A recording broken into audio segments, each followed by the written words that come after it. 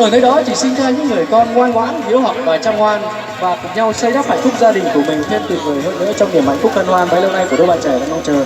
Vâng, xin được trân trọng kính mời đôi bạn trẻ chúng ta tiếp chúc con trường cưới để tiếp tục rót lên những ly rượu ngày cưới của mình ngày hôm nay. Xin mời ạ.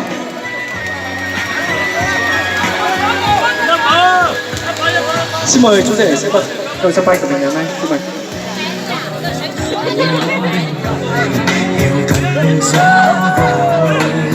Xin mời cô dâu và chú rể chúng ta sẽ một tay trong tay rót ly rượu để ngày cưới của mình. Kính thưa quý vị, những giọt rượu đang chảy trên vân bàn tiệc ngày hôm nay tượng trưng cho nước và mật ngọt. Nước để tưới cho tình yêu của đôi bạn trẻ luôn luôn được tươi thắm, mật ngọt để giữ lửa cho đôi bạn trẻ luôn luôn được ấm áp về sau trải qua những khó khăn của cuộc đời để tiếp tục xây dựng hạnh phúc của mình. Xin mời hai bạn tiếp tục rót rượu.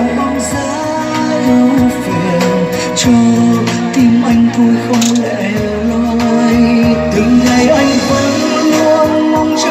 Vâng, nếu em là một chén rượu đặc biệt, anh chưa cạn mà lòng đã say. Nếu em là một chén rượu cay, anh nguyện xin uống để say suốt đời. Rượu này dường nghĩa rượu tình, rượu này kết nghĩa chuyện tình trăm năm. Vâng, xin mời chú rể tiếp tục vào trai của mình ạ. Vâng.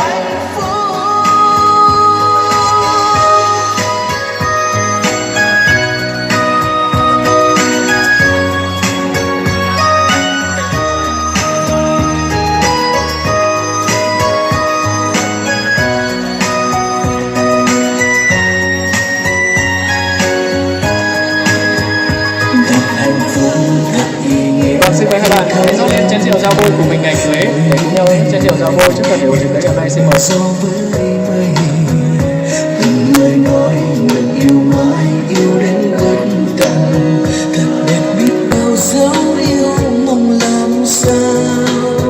Tạm yêu đã đến đánh thức con tim mình bằng từng bao dấu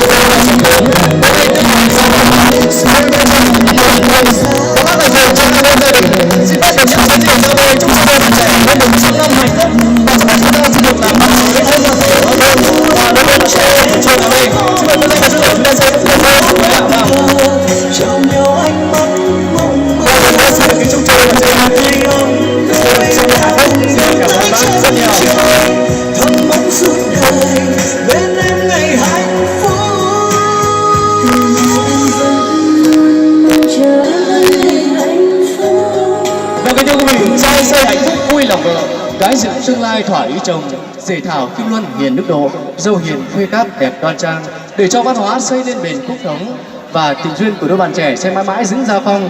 Những chàng trai A Phủ ngày nay đã hiện thân, đó chính nhà chú rể Giàng Sành. Đám cưới của chúng ta là một đám cưới của nếp sống văn hóa mới, và những cô gái thùy mị ngày nào đây chính là cô dâu Thảo Chứ, hiện thân của đôi thảo mị ngày nào đã đi vào thi ca lịch sử, cũng đã trở về hồi hôn của chúng ta, một đôi trai tài gái sắc đến từ mảnh đất Yên Châu thân thương, đơn giản chỉ và tình yêu. Hai trái tim non của đôi bạn trẻ đã cùng chung nhịp đập rồi, và một lần nữa xin được chào kính mời đôi bạn trẻ sẽ đan tay trong tay nhấc chén rượu giao bôi của ngày cưới mình hôm nay. Xin được trân trọng mời đôi bạn.